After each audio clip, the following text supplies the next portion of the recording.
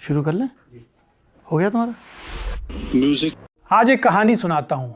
ये कहानी किसी विवाद की नहीं है, ये कहानी किसी नाराज़गी की भी नहीं है। ये कहानी उस पल की है जब आदमी को समझ आ जाता है कि अब रुकना आगे बढ़ने से ज़्यादा मुश्किल हो रहा है। लल्लन टॉप कोई दफ्तर नहीं था मेरे लिए। लल्लन टॉप एक जिम्मेदारी थी, एक प्रयोग था, एक भरोसा था कि हिंदी में भी पत्रकारिता ईमानदार, असरदार और लोकप्रिय हो सकती है। जब हमने शुरू किया था तो हमारे पास न बड़ा बजट था, न बड़ा सेटअप, न कोई फार्मूला। बस एक जिद थी कि खबर ऐसे कहेंगे जैसे घर की बैठक में कही जाती है। धीरे धीरे लल्लन टॉप एक प्लेटफॉर्म नहीं रहा, वो एक आदत बन गया, दर्शकों की आदत और हमारी भी। लेकिन जिंदगी यही सिखाती है, हर रिश्ता हमेशा चलने के लिए नहीं होता।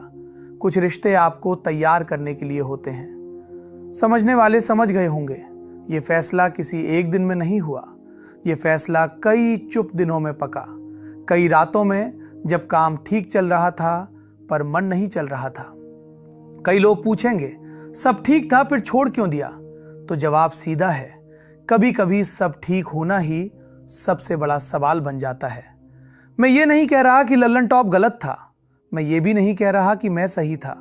मैं सिर्फ इतना कह रहा हूं कि अब मेरी यात्रा मुझे कहीं और ले जाना चाहती थी। लल्लन टॉप ने मुझे बहुत कुछ दिया, नाम दिया, पहचान दी और सबसे ज़रूरी आपका भरोसा दिया। और भरोसा ऐसा होता है जिसे छोड़ते वक्त हाथ कांपते हैं, लेकिन अगर आप किसी जगह सिर्फ इसलिए टिके रहें क्योंकि लोग आपको पहचानते हैं तो आप धीरे धीरे खुद को खोने लगते हैं। मैं खुद को नहीं खोना चाहता था। आज भी मैं वही हूं जो सवाल पूछता है, जो सत्ता से असहज रहता है, जो दर्शक को कमजोर नहीं समझता। बस मंच बदलेगा, आवाज वही रहेगी, नीयत वही रहेगी।